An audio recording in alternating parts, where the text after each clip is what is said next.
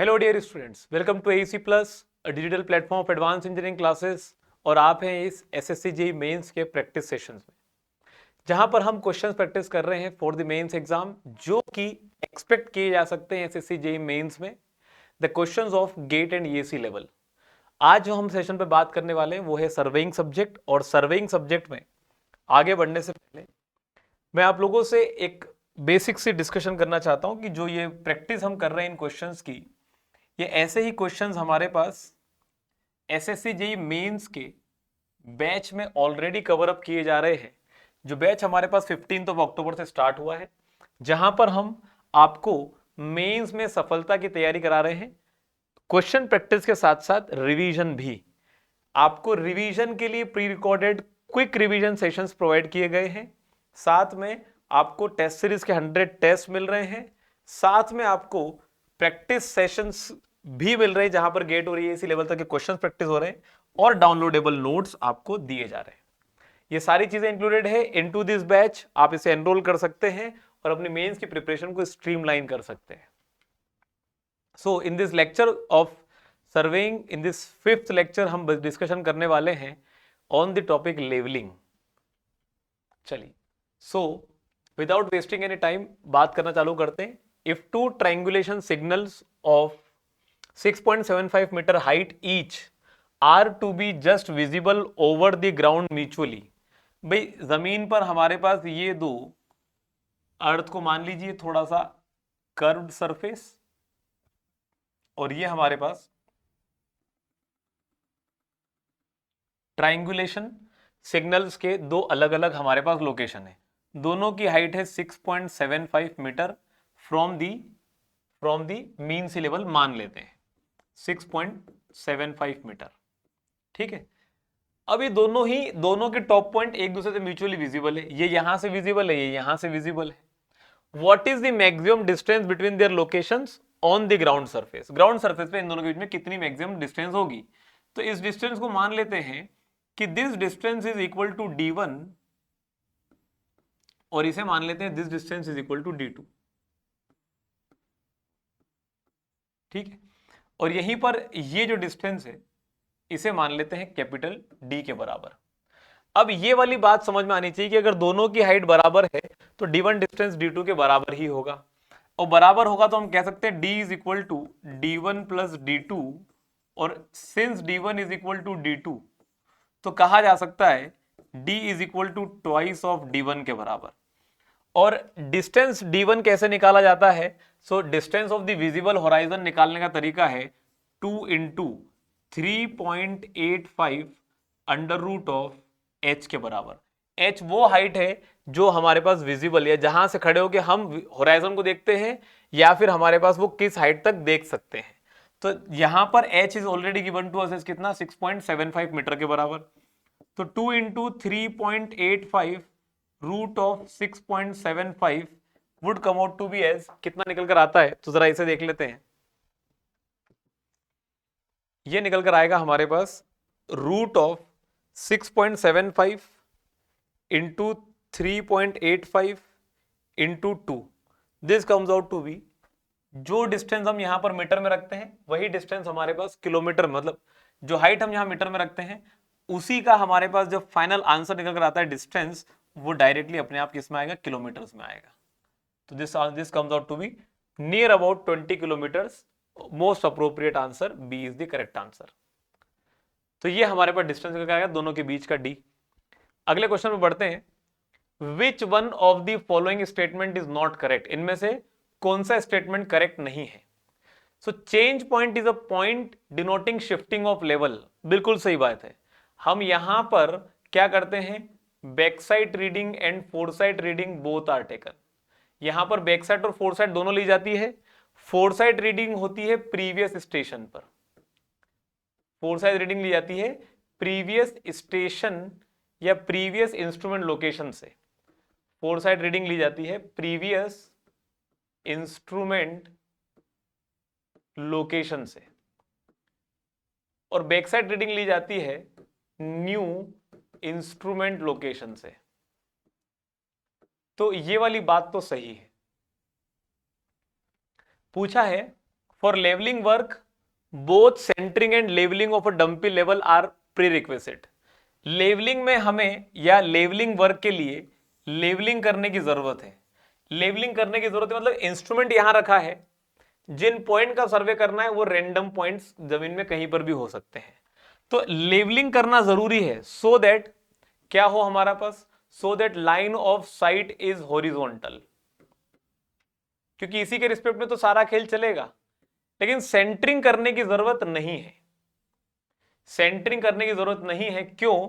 क्योंकि सेंटरिंग किया जाता है उस पॉइंट को जो जमीन पे है एग्जैक्टली उसी के ऊपर हमारे इंस्ट्रूमेंट को सेटअप करने के लिए। यहां पर जरूरी नहीं वो पॉइंट तो कहीं पास में है जहां पर बैकसाइड रीडिंग ली जाती है, तो यहां पर सेंटरिंग की रिक्वायरमेंट नहीं है। तो लेवलिंग वर्क के लिए सेंटरिंग इतनी इंपॉर्टेंट नहीं है, लेवलिंग इज मोस्ट इंपॉर्टेंट। तो यहां पर हमारे पास ये वाला हमारा ऑप्शन होना चाहिए, नॉट करेक्ट में। और भी पढ़ लेते हैं। Benchmark is a point whose RL is always known. सही बात है, चार तरह के बेंचमार्क होते हैं। एक होता है हमारे पास जीटीएस बेंचमार्क, एक होता है हमारे पास परमानेंट बेंचमार्क, एक होता है टेम्पररी बेंचमार्क, एक होता है हमारे पास जो है वो रेफर्ड एज आर्बिट्ररी बेंचमार्क। तो बेंचमार्क एक ऐसा पॉइंट होता है जिसका आरएल पता होता है।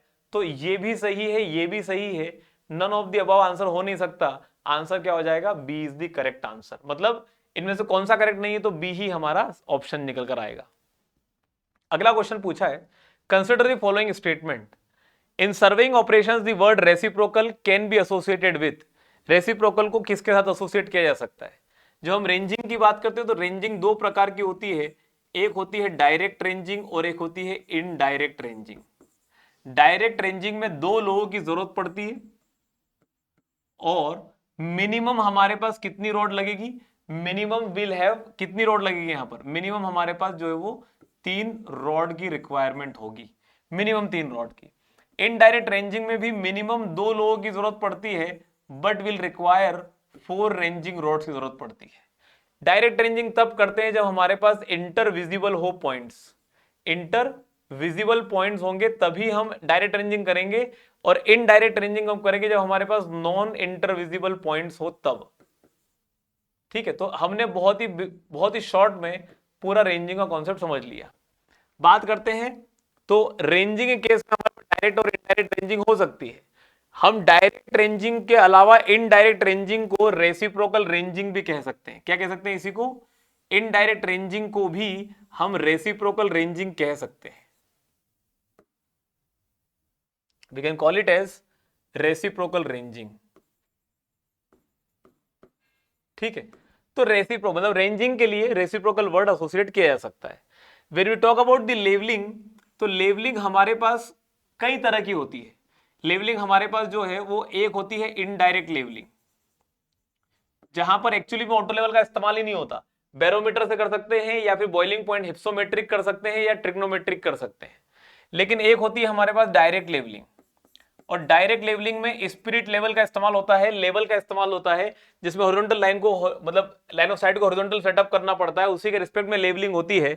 तो डायरेक्ट लेवलिंग के भी कई सारे हमारे पास अलग अलग उसमें भी करने के तरीके हैं, जिसमें कि एक हमारे पास तरीका बनता है which is being referred as direct के अंदर। एक कहलाएगा फ्लाई लेवलिंग, एक कहलाएगा सिंपल लेवलिंग, एक कहलाएगा हमारे पास डिफरेंशियल लेवलिंग, और एक हमारे पास कहलाएगा रेफर्ड एज प्रोफाइल लेवलिंग, एक कहलाएगा हमारे पास चेक लेवलिंग, एक कहलाएगा हमारे पास प्रिसाइज लेवलिंग, एक कहलाएगा हमारे पास cross section leveling, cross section leveling, और एक कहलाएगा हमारे पास रेफर्ड एज रेसिप्रोकल लेवलिंग। तो लेवलिंग के इतने सारे टाइप्स है based on different different conditions. ठीक है, जब बहुत ज्यादा डिफरेंसेस हो पॉइंट्स के बीच में तो डिफरेंशियल लेवलिंग, पास हो डिफरेंस ज्यादा नहीं तो सिंपल लेवलिंग। अगर हमें प्रोफाइल बनाना है उस एरिया की तो एकदम पर्टिकुलर हॉरिजॉन्टल डिस्टेंसेस पे करते हैं लेवलिंग, तो प्रोफाइल लेवलिंग। किसी ऑलरेडी लेवल्ड सरफेस को चेक करना हो तो चेक लेवलिंग। एकदम बिल्कुल एक्यूरेट रिजल्ट चाहिए तो प्रिसाइज लेवलिंग। अगर हमें हमारे लॉन्गिट्यूड डायरेक्शन के अलावा लेटरल डायरेक्शन में भी सर्वे करना है, लेवलिंग करना है, तो कहलाएगा क्रॉस सेक्शन लेवलिंग। जब दो पॉइंट्स इतने दूर हो कि जिनके बीच इंस्ट्रूमेंट सेटअप नहीं किया जा सके, उस टाइम पे जो हम लेवलिंग करते हैं उसे कहते हैं रेसिप्रोकल लेवलिंग। तो लेवलिंग के साथ भी जुड़ा है वर्ड रेसिप्रोकल।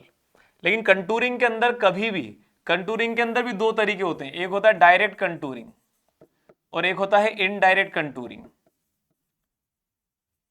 लेकिन ये ध्यान देने वाली बात है कि यहां पर रेसिप्रोकल वर्ड नहीं जुड़ता। तो किनके साथ एसोसिएटेड है? रेंजिंग और लेवलिंग के साथ एसोसिएटेड है। 1 and 2 are only the correct answer, B option सही निकल कर आएगा। अगला क्वेश्चन पूछा है, error due to inclination of line of collimation in levelling across a river can be eliminated by. तो देखो रिवर्जन कोई तरीका है नहीं, ठीक है। रेसिप्रोकल रेंजिंग, रेसिप्रोकल रेंजिंग सिर्फ इंटरमीडिएट पॉइंट को लोकेट करने के लिए, इंटरमीडिएट पॉइंट को लोकेट करने के लिए होता है। कौन से? वो भी जो इंटरविजिबल नहीं हो, इंटरमीडिएट पॉइंट लोकेट करना। तो यहां पर ना तो रिवर्जन होगा ना रेसिप्रोकल रेंजिंग होगा। कीपिंग लेवल इन मिडिल, तो keeping level in middle across a river बोला है, लेवलिंग अक्रॉस अ रिवर, तो मिडिल में तो हम वैसे ही नहीं रख पाएंगे। अपने आप आंसर बन जाता है रेसिप्रोकल लेवलिंग का। रेसिप्रोकल लेवलिंग ही ऐसा तरीका है जिसमें 100% क्या होता है? कर्वेचर करेक्शन रिमूव होता है, जिसमें पार्शियली रिमूव होता है क्या? पार्शियली रिमूव होता है रिफ्रैक्शन करेक्शन, और जिसके अंदर हमारे पास error in collimation, error in collimation भी हमारे पास 100% रिमूव किया जा सकता है। तो यही हमारे पास तरीका है, C is the correct answer. अगला सवाल पूछा है, RL of floor at a building is 74.4। किसी बिल्डिंग के फ्लोर पे आरएल दे रखा है 74.4 मीटर के बराबर। स्टाफ रीडिंग फ्लोर पर दे रखी है 1.625 metre, and staff reading when it is held inverted with bottom touching the ceiling of a hall is 2.870. height of the ceiling above the floor is, सिर्फ height पूछा है। तो height के time पर क्या किया जाता है? हाइट के टाइम पर किया जाता है हमारे पास क्या?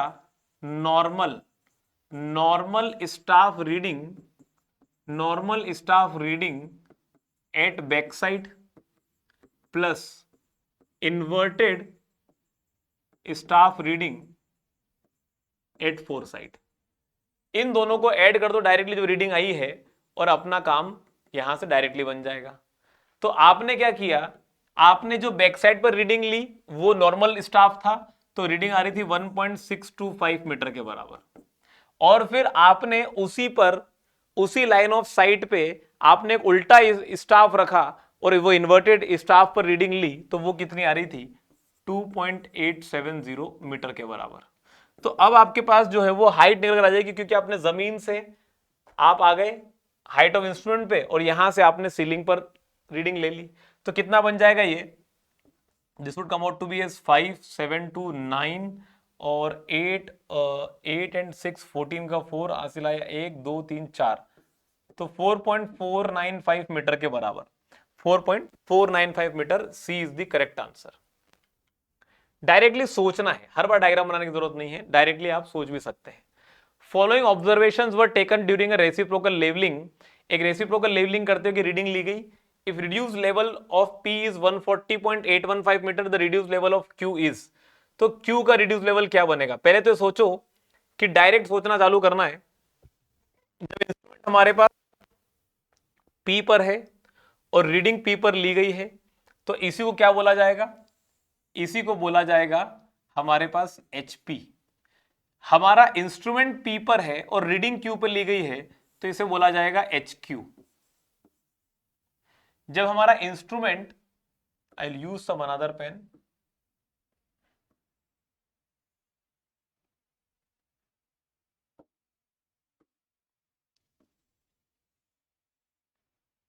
ठीक है, स्टिल नॉट विजिबल। चलिए, तो जब हमारा इंस्ट्रूमेंट P पर है और रीडिंग आ रही है हमारे पास, तो I am writing it as HP के बराबर। और जब हमारा इंस्ट्रूमेंट P पर है और रीडिंग आ रही है Q पर, तो इसे लिखता हूं मैं HQ। It is still not visible.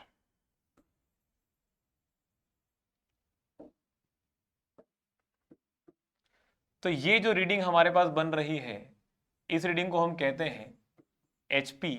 ये जो रीडिंग बन रही है इसे कहते हैं HQ। ठीक है, अब बात आ रही, जब इंस्ट्रूमेंट Q पर है और रीडिंग P पे ली गई है, तो इसे बोला जाएगा HP डैश, और जब रीडिंग इंस्ट्रूमेंट Q पे है, रीडिंग भी Q पे ली जा रही, तो इसे बोला जाएगा HQ डैश। अब ये देखो, आपके पास Q वाली रीडिंग से हमेशा P वाली रीडिंग ज्यादा है। जब हम कहीं से देख रहे हैं और किसी स्टाफ पे रीडिंग ज्यादा मिले, इसका मतलब जो पॉइंट है एक्चुअली में वो थोड़ा नीचे है।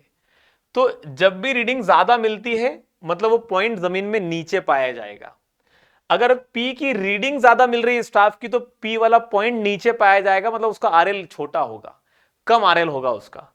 तो अगर P का RL 140.815 है तो Q का RL तो बड़ा ही होगा, और बड़ा ही होगा तो ये ऑप्शन नहीं हो सकता, ये ऑप्शन नहीं हो सकता, ये ऑप्शन नहीं हो सकता, ऑप्शन तो यही रहेगा। डायरेक्टली बिना क्वेश्चन सॉल्व किए अगर लॉजिक सही बिठा पाते हो, if your concepts are crystal clear, आप बिना क्वेश्चन को सॉल्व करे भी you will find 4 to 5 question in your paper जहां पर आपको बिना सॉल्व करे अगर लॉजिक सही बैठता है so you will be able to solve the question. अपन इसको ट्राई कर लेते हैं।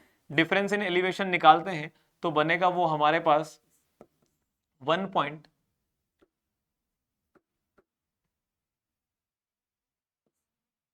हमारे पास this would come out to be as, तो ये बनेगा HQ, मतलब हम कर सकते हैं इसे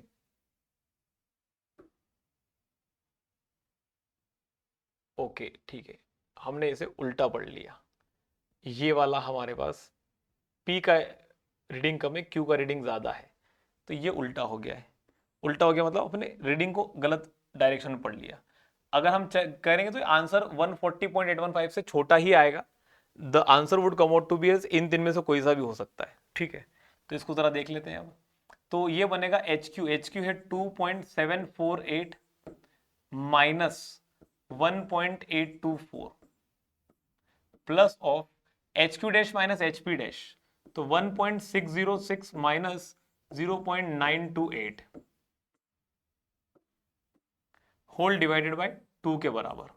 ठीक है, तो 2.748 में से 1.824 जाएंगे तो this would come out to be as, कितना बनेगा ये बनेगा 4 2, और 17 में से 8 जाएंगे तो बचेगा 9, तो ये बन रहा है हमारे पास 1.924 प्लस 1.606 में से 0.928 जाएंगे तो 16 में से 8 जाएगा तो 8 बचेगा। यहां पर हमारे पास बचेगा 9, तो 9 हमारे पास यहां पर होगा, तो 9 में से 2 जाएंगे बचेंगे 7, और यहां बचेगा 5, तो 15 में से 9 जाएंगे तो बचेगा 6, सो 0.678 0.678 डिवाइडेड बाय 2 के बराबर।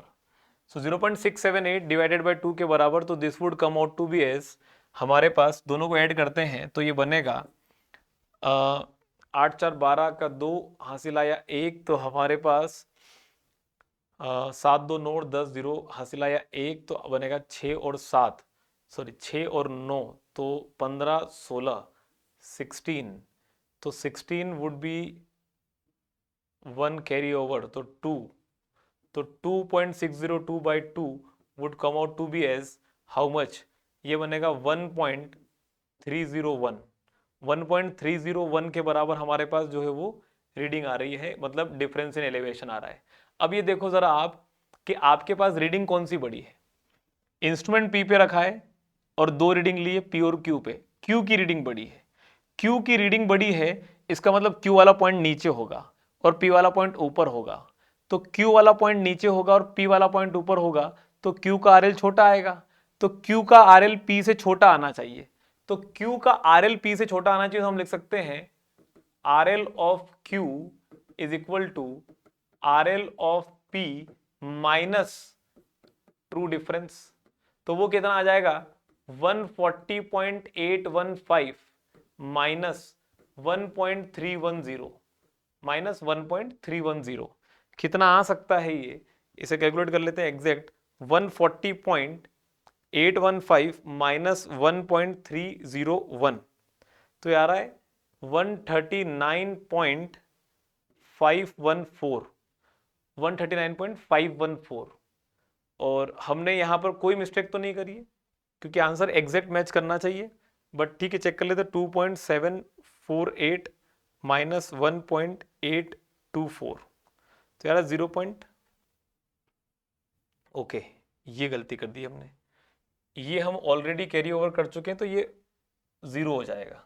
ओके ओके ओके, हमने इसको गलत इंटरप्रेट कर लिया, तो फिर ये वाली रीडिंग भी हमारे पास चेंज हो जाएगी। ठीक है, एक बार चेक करें, 1.606 माइनस 0.928, तो मतलब 0.678, ये तो सही आ रहा है। तो 0.678 प्लस 0.924, तो 1.602, दिस इज 1.602,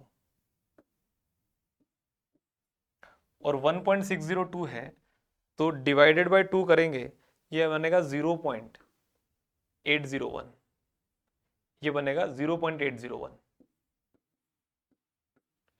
और 0.801 है तो यहां पर the answer would come out to be as 0.801, तो ये आंसर बनेगा हमारे पास 140.014 metre minus 140.815। Okay, perfect. Answer क्या आना चाहिए, इससे छोटा ही आंसर आएगा, तो वो क्या आंसर आ जाएगा, C is going to be correct answer. चलिए अगला देखते हैं। In case of leveling, leveling में बैक साइड के बारे में इंफॉर्मेशन पूछिए। बैक साइड क्या है, a fix point of known elevation, इसे कहते हैं बेंचमार्क। एक ऐसा पॉइंट जिसका नॉन एलिवेशन पहले से हो हमारे पास, उसी को बेंचमार्क कहते हैं। The last staff reading taken before shifting the instrument, instrument को शिफ्ट करने से पहले जो लास्ट स्टाफ रीडिंग ली है इसे फोरसाइट कहा जाता है। The first staff reading taken after setting the instrument, तो इसे बैक साइड कहा जाता है। Any staff reading taken on a point of unknown elevation, तो कोई भी स्टाफ रीडिंग हो अननोन एलिवेशन के पॉइंट पे ली जाए तो वो हमारे पास इंटरमीडिएट साइट या फोरसाइट कहलाती है। यहां से बैक साइड के बारे में पूछा, आंसर क्या हो जाएगा, C is going to be the correct answer. ठीक है, आगे बढ़ते हैं। अगला सवाल है, in an instrument the bubble tube with division of 1 mm and radius of 0.9 metre has a sensitivity of, तो सेंसिटिविटी ऑफ बबल ट्यूब के बारे में पूछा है, जो कि होता है हमारे पास थीटा बाय एन, या तो ये होता है या फिर होता है एस बाय एन डी के बराबर, या फिर होता है एल बाय आर के बराबर। इस तरीके से हम जो है वो L by N R, L by N R, ठीक है, जो कि हमारे पास इस तरह से लिखा जा सकता है। अब यहां पर पूछा है हमसे कि in an instrument the bubble tube with division of 1 mm and radius of 0.9 metre has the sensitivity of. ठीक है, तो हमारे पास सेंसिटिविटी में जब भी बात आएगी तो सेंसिटिविटी हमारे पास बनेगा, ओके ठीक है, ये एन तो यहां पे नहीं आएगा क्योंकि वो theta by N already include हो चुका है। ठीक है, तो हमारे पास यहां पर this would come out to be as alpha, हमारे पास रिलेट कर सकते हैं, एल की वैल्यू दे रखी है, आर की वैल्यू दे रखी है, तो कितना हो जाएगा ये, this would come out to be length of one division कितना है 1 mm, और रेडियस ऑफ कर्वेचर कितना है 0.9 मीटर,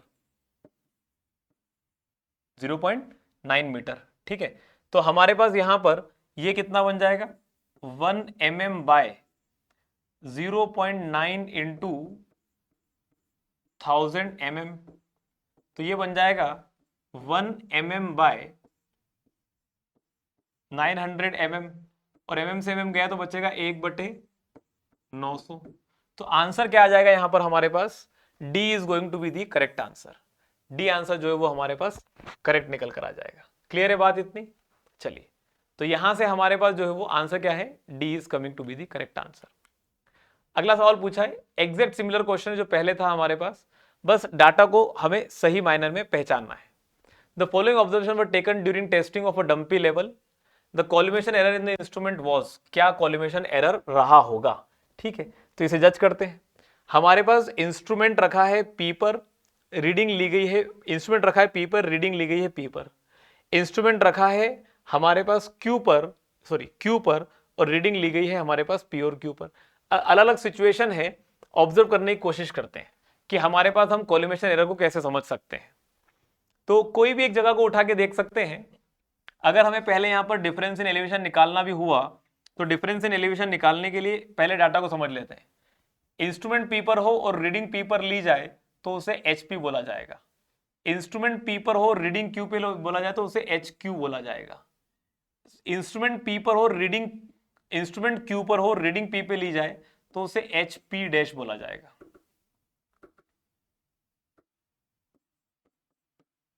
और इंस्ट्रूमेंट अगर क्यू पे हो और रीडिंग क्यू पे ली जाए तो इसे एच क्यू डैश बोला जाएगा। अगर एच भी निकालने जाएंगे तो H Q minus H P plus H Q dash minus H P dash करने जाएंगे तो this would come out to be as 2.205 minus 1.475 plus of 2.060 minus 1.440 whole divided by 2।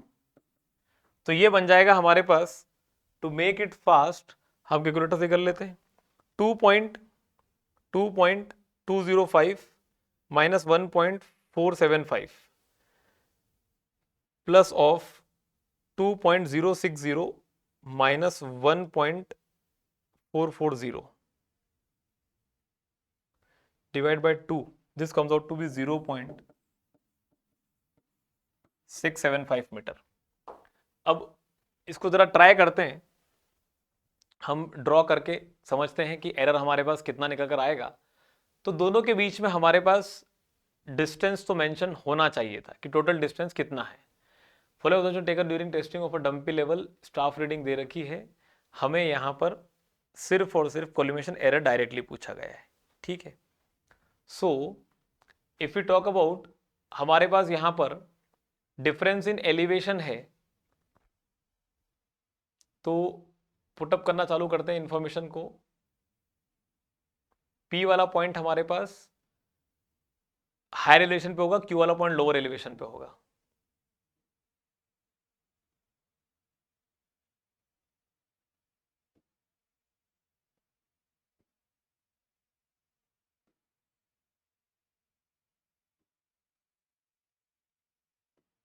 This is P and this is Q।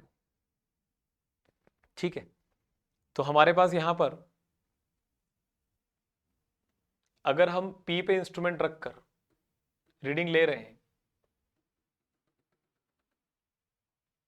तो हमारे पास यहां पर P पर instrument रखा और P पर ही रीडिंग ले रहे हैं, तो कितना आना चाहिए हमारे पास रीडिंग?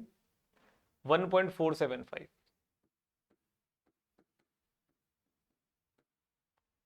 ठीक है, और P से हमने Q पर रीडिंग ली तो कितनी आ रही है? 2.205 के बराबर। और दोनों के बीच में ट्रू डिफरेंस इन लेवल कितना होना चाहिए? तो वो ऑलरेडी निकल कर आ चुका है, कितना? 0.675। तो हमारे पास जो ये रीडिंग दोनों मिलाकर होनी चाहिए एग्जैक्टली उतनी ये भी होनी चाहिए, नहीं होती है तो वही हमारे पास कोलिमेशन का एरर बनेगा। तो यहां पर अगर हम बात करें तो 1.475 प्लस ऑफ 0.675 ये बनता है हमारे पास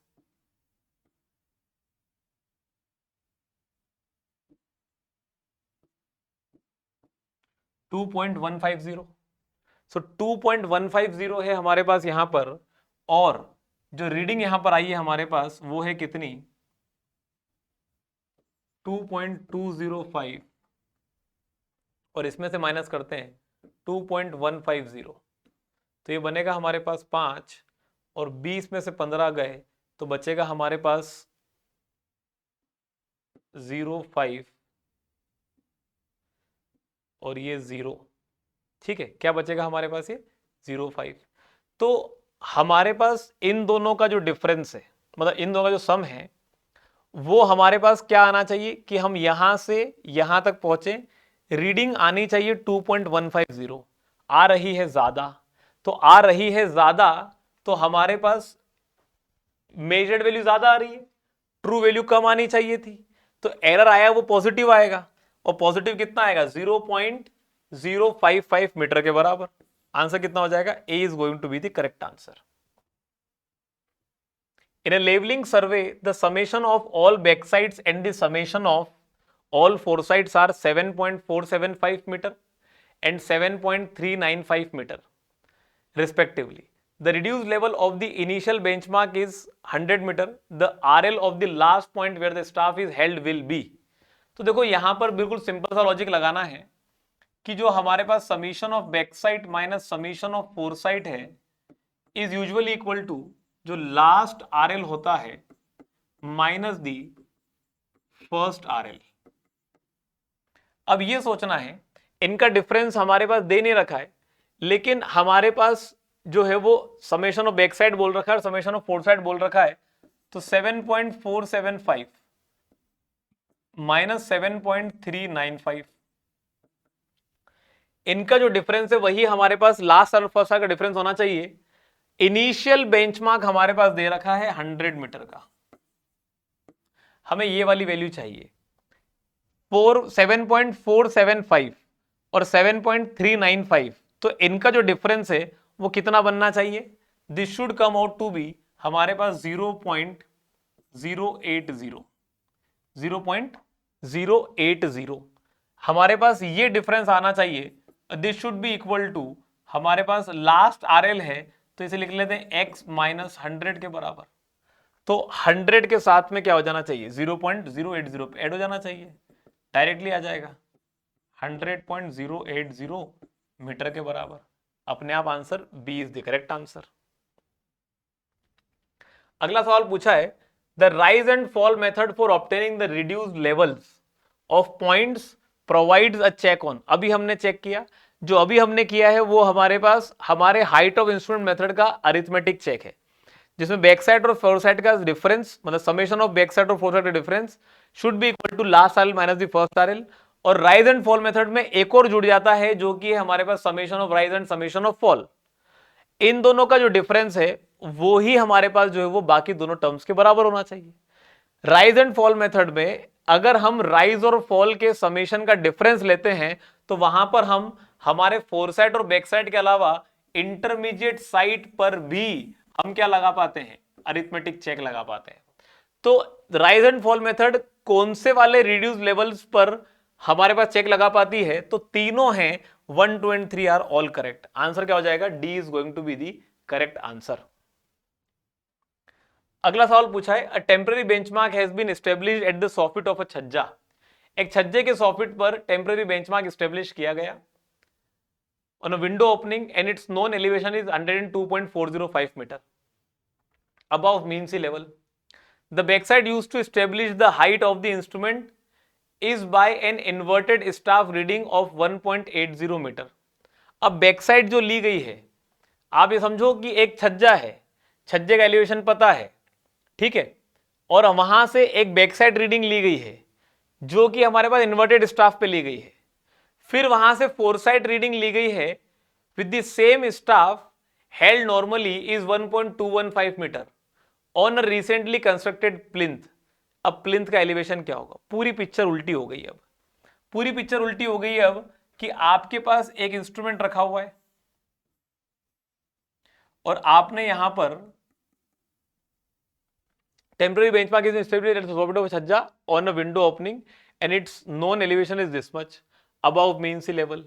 तो हमारे पास हमने यहां का आरएल ऑलरेडी पता है, कितना है आरएल? 102.405, और यहां से हमने जो है वो एक बैक साइड रीडिंग ली इन्वर्टेड स्टाफ पर, कितनी ली है वो? 1.80 मीटर के बराबर। फिर हमने a fore side reading with the same staff held normally is 1.215 metre, फिर एक फोर साइड रीडिंग ली।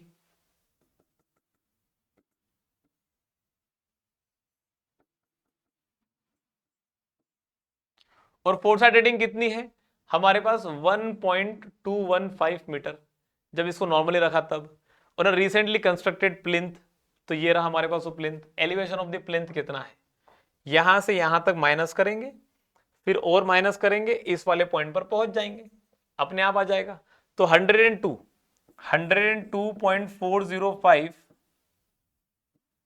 माइनस 1.80, तो 5 0 14 में से 8 गए, कितने में से? 14 में से 8 जाएंगे, बचेंगे हमारे पास 6, और यहां बचा हमारे पास 1, तो 1 में से 1 गया 0 0 100, तो 100.605। 100.605 में से क्या जाएगा? 100.605 में से जाएगा 1.215, तो 5 में 5 गया 0, और हमारे पास 10 में से 1 बच गया 9, और 5 में 2 गए 3, 39, और 99.39 आंसर आ जाना चाहिए। तो 99.39 आंसर आ जाना चाहिए हमारे पास। B is going to be the correct answer. ठीक है, अगला सवाल है, in plane surveying where a graduated staff is observed either with horizontal line of sight और inclined line of sight, the effect of refraction is. तो जब भी अर्थ का कर्वेचर होता है और यहां कहीं पर हमारे पास स्टाफ रखा होता है और यहां कहीं पर हमारे पास हमारा लेवल रखा होता है, तो हॉरिजॉन्टल लाइन के हिसाब से हमारी रीडिंग यहां मिलनी चाहिए। ये है हमारी हॉरिजॉन्टल लाइन। लाइन एक्चुअली में आगे बढ़ने पर थोड़ी सी रिफ्रैक्ट हो जाती है, थोड़ी रिफ्रैक्ट हो जाती है, तो हमें लगता है कि रीडिंग ये मिलती है, but the reading gets little bit decreased, थोड़ी डिक्रीज हो जाती है रिफ्रैक्शन की वजह से। तो स्टाफ रीडिंग जितनी हमें लगता है मिल रही है उससे थोड़ी कम मिलती है, तो ये हमारी रिफ्रैक्टेड रे जो होती है,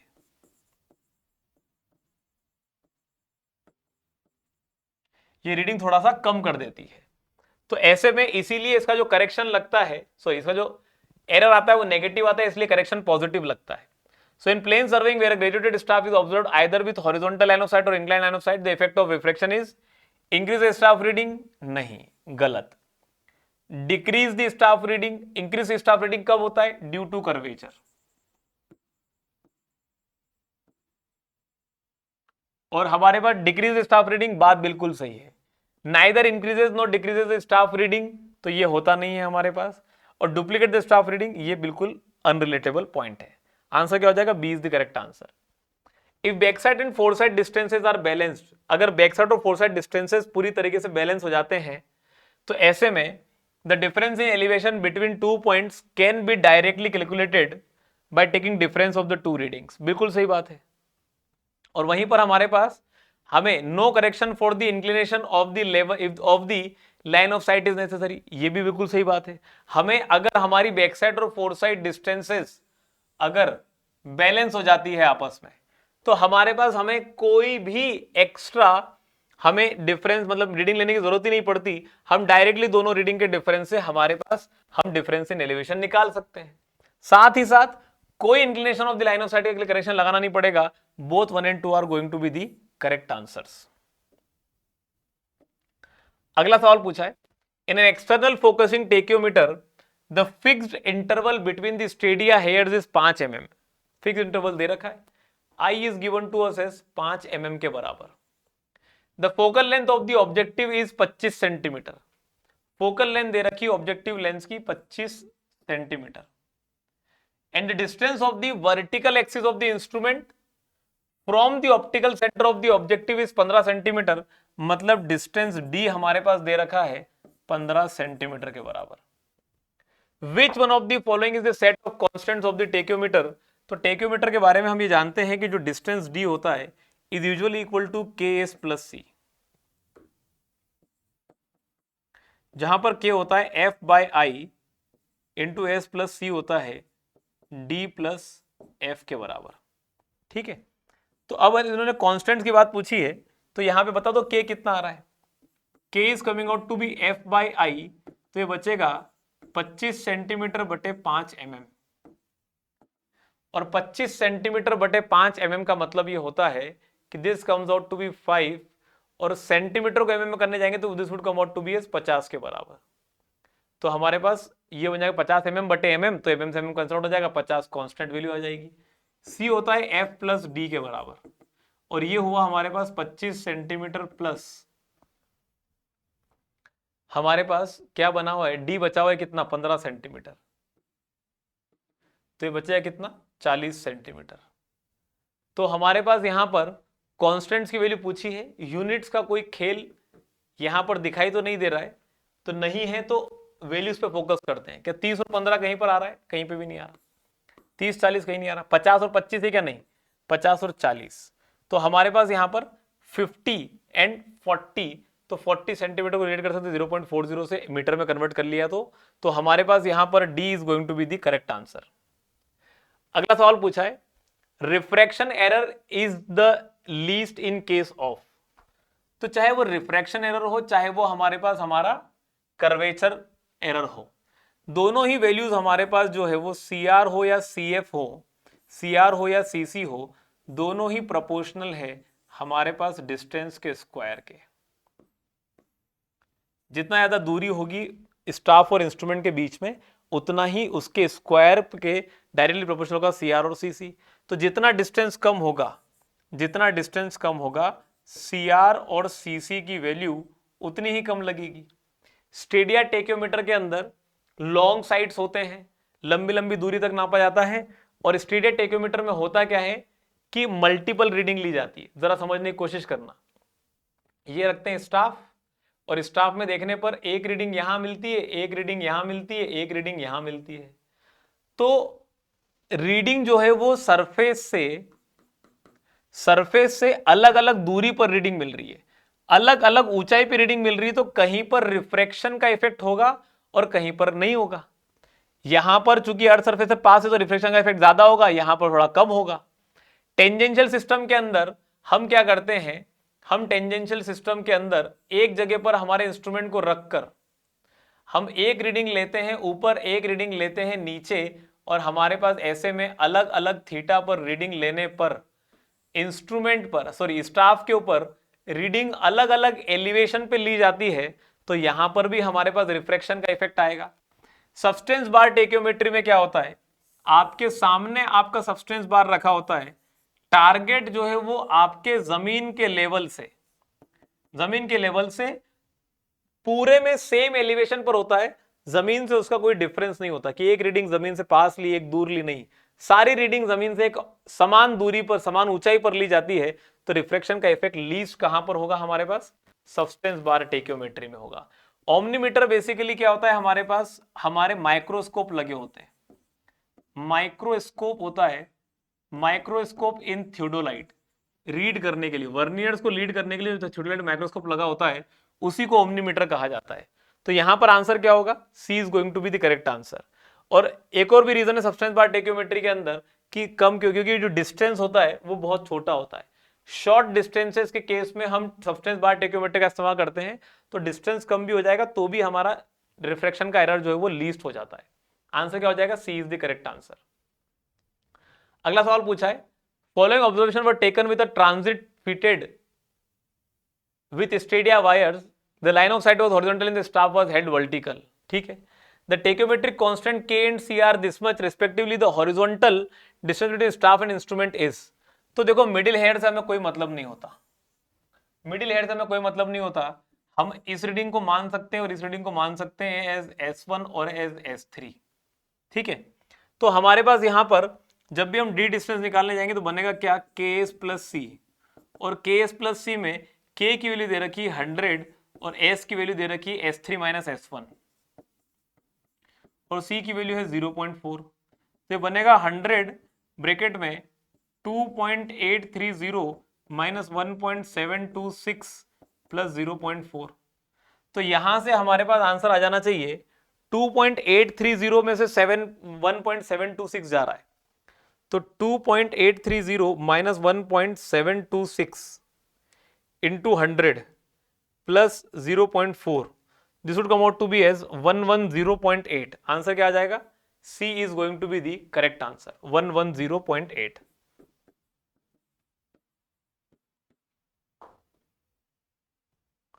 आंसर क्या आ रहा है, C is the correct answer. अगला सवाल पूछा है, in horizontal distance measurement the basic formula for distance in stadia tacheometry has an additive constant. ठीक है, an analytic lens is inserted in the tacheometer to make this additive constant 0। अब देखो analytic lens के अंदर K की value होती है 100, इस तरह रखा जाता है, और C की वैल्यू रखी जाती है 0। 0 कैसे बनता है कि हम एडिटिव कांस्टेंट को 0 बनाने के लिए हमारे ऑब्जेक्टिव ग्लास और हमारे डायफ्राम के बीच में एक ऐसा लेंस लगाते हैं जो इस एडिटिव कांस्टेंट को 0 बना दे। तो जनरली हमारे पास पहले तो समझो आईपीस जो बनता है, eyepiece is usually that we have into the telescope, वो हमारे पास जनरली एक डबल कॉन्वेक्स लेंस बनता है, डबल प्लेनो कॉन्वेक्स लेंस। ठीक है, और जो हमारा ऑब्जेक्टिव ग्लास बनता है, ये ऑब्जेक्टिव ग्लास अपने आप में कंपाउंड ग्लास होता है, कंपाउंड लेंस होता है। It is basically A compound lens जहां पर हमारे पास दो तरह के लेंस लगते हैं, दो तरह के लेंस लगते हैं मतलब क्या, एक तो होता है हमारे पास जो फ्रंट पार्ट होता है हमारे पास, ये फ्रंट पार्ट होता है हमारे पास referred as double convex lens, और कंपाउंड लेंस का जो बैक वाला पार्ट होता है जो अंदर तरफ होता है, ये होता है हमारे पास कॉनकेव कॉन्वेक्स लेंस। और इसके बीच में हमारे पास हमारे डायफ्राम, जहां पर हमारे पास तीन स्टेडिया हेयर्स होते हैं, डायफ्राम और ऑब्जेक्टिव लेंस के बीच में लगता है, तो पहली बात तो ये दोनों ऑप्शन गलत हो जाएंगे, क्योंकि डायफ्राम और आईपीस के बीच की बात कर रहा है, ये गलत हो जाएंगे। अब ऑब्जेक्टिव और डायफ्राम के बीच में ग्लास लगता है, उस ग्लास का नाम पड़ता है, साइज होता है प्लेनो कॉन्वेक्स लेंस। क्या होता है उसका शेप? Plano convex lens. सिर्फ कॉन्वेक्स लेंस लगाया नहीं जाता, इसको कंफ्यूज मत करना नेगेटिव लेंस से, कि जब इंटरनल फोकसिंग कराते तो अंदर एक कॉन्केव लेंस लगाते हैं, तो उससे इसको कंफ्यूज मत करना। जो डबल कॉन्केव लेंस लगाया जाता है वो फोकसिंग पर्पस के लिए होता है, यहां पर एडिटिव कांस्टेंट को जीरो बनाने के लिए लगाया जा रहा है। क्या आंसर बनेगा? Plano convex lens. आंसर क्या हो जाएगा? B is the correct answer. अगला सवाल पूछा है, match list 1 with the list 2 and select the correct answer using the codes given below the list. हमारे पास यहां पर करेक्शन फॉर सैक की बात की गई है, तो सैक करेक्शन कहां पर करा जाएगा? टेक्योमीटर में नहीं, एरियोफोटोग्राफ में नहीं, बेस लाइन में, प्रिज्मेटिक कंपास। तो जाहिर सी बात है जब भी कोई बेस लाइन का मेजरमेंट होगा टेप या चेन से होगा तो सैक करेक्शन लगाना पड़ेगा।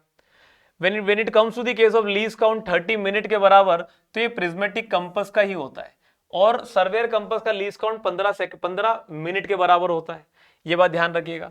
ओवरलैपिंग जो है वो हमारे पास एरियल फोटोग्राफ में आती है, जो लॉन्गिट्यूडनल ओवरलैपिंग होती है वो 60% के बराबर होती है, और साइड ओवरलैपिंग 30% के बराबर होती है। तो यहां पर ओवरलैप जो है वो हमारे पास एरियल फोटोग्राफी से रिलेटेड है। और एडिटिव कांस्टेंट अभी हम लोगों ने पढ़ा किससे रिलेटेड है?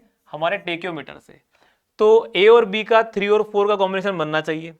ए और बी का 3 और 4 का कॉम्बिनेशन यहां पर भी है और यहां पर भी है, तो ए और सी तो गलत हो गए। फिर बात आती है कि सी और डी का कॉम्बिनेशन 2 और 1 का बनना चाहिए, तो 2 और 1 का यहां पर है और यहां पर नहीं है, तो आंसर क्या हो जाना चाहिए? B should be the correct answer. Answer क्या होगा? बी हमारा सही आंसर निकल कर आएगा। Okay, so dear students, session को यहीं पर अंत करते हैं, और आशा करता हूं आप लोग अपनी प्रिपरेशन को बढ़िया तरीके से लेकर चल रहे होंगे। कहीं पर भी कोई डाउट आता है कमेंट सेक्शन में पुटअप करें, we will help you out. For today session, thank you very much.